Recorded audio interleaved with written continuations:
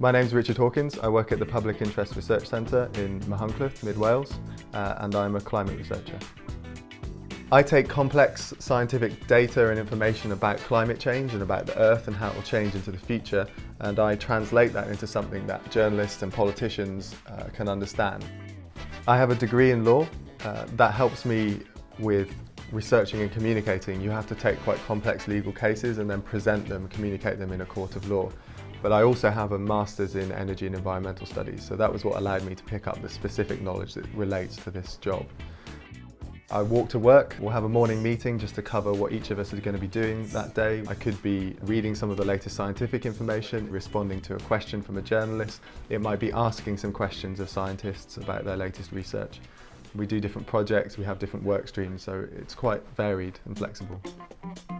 You have to like information, you have to be able to handle lots of reports, and you have to be organised, you have to know where the information that you need at different times is going to be. You have to like to read a lot, you have to be able to talk to people, you have to be able to present, and you have to be able to summarise and synthesise and condense lots of information into the key parts. There's all sorts of scientific and technical courses.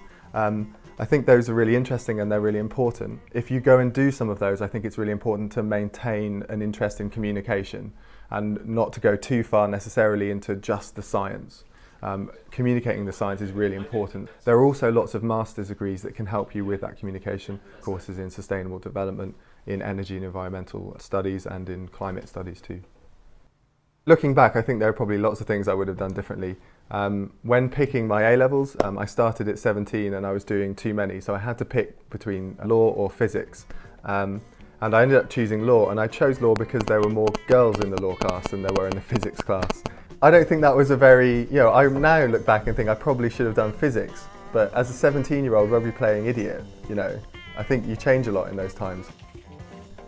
Try and make your decisions based on what you really want to do in the future rather than the different impulses you might have at that time. You mean the chicks? Yes, yeah.